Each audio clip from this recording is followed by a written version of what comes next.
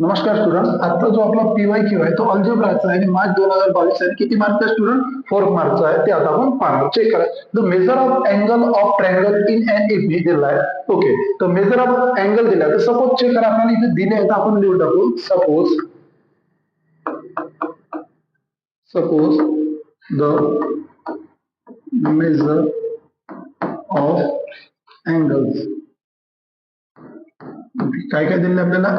ए plus D आणि कोणता आहे? ए प्लस 2d. ओके, हे झाले 3 अँगल आपल्या ट्रायंगल. ओके, तर चेक करा. Measure of smallest angle is 5 times the common difference. आता चेक करा, कॉमन डिफरन्स साठी आपण अल्जेब्रा मध्ये जो आपला लेसन आहे त्यामध्ये आपण डी यूज करतो आणि स्मॉलेस्ट, यापैकी स्मॉलेस्ट जर पाहिला तर आपण आता गिवन कंडिशन नुसार घेऊ.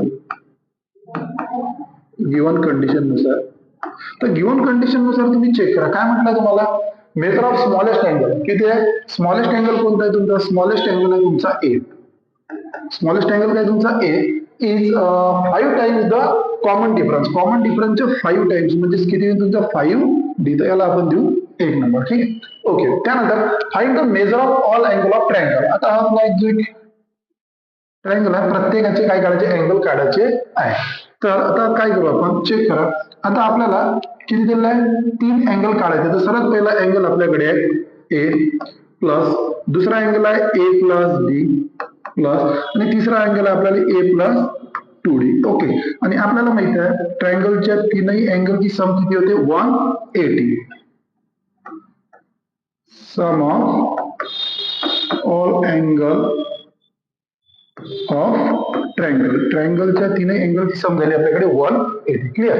आता चेक करू आपण काय आहे आपल्याकडे. ए ए ए आणि किती ए झाले आपल्याकडे? 3a प्लस आणि किती डी झाला? 3d झाला. Okay, equal to 180.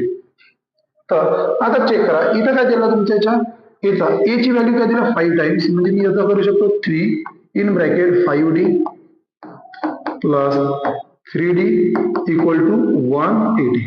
तर मी जर याला मल्टिप्लाय केलं तर याचा किती झालं? 15d plus 3d equal to 180. तर किती होईल इथं? या ठिकाणी 18d इक्वल टू 180. तर आपल्याकडे d equal to 180 divided by 18. तर आपल्याकडे d इक्वल टू 18 वन जा 18 आणि काय येईल आपल्याकडे? 0. काय येईल आपल्याकडे? 0. म्हणजे d ची व्हॅल्यू आली आपल्याकडे किती आली? 10 आली. ओके, आता d ची व्हॅल्यू आपल्याकडे 10 आली. आपल्याला काय पाहिजे? आपल्याला म्हणजे d ची पाहिजे आणि a ची पाहिजे. तर मी काय करतो? Put d equal to 10 in equation. इथं फर्स्ट लिहिलं मी. ठीक आहे, फर्स्ट इक्वेशन केलं होतं आपण. तर काय करायचं? चेक करा. a इक्वल टू 5d होतं. तर a equal to 5 into d ची व्हॅल्यू किती आली माझ्याकडे? 10 आली. तर a इक्वल टू किती होईल माझ्याकडे? 50. ओके, तर पहा स्टुडंट, आपल्याला काय विचारलं? आपल्याला विचारलं होतं की find the measure of all angle. Okay,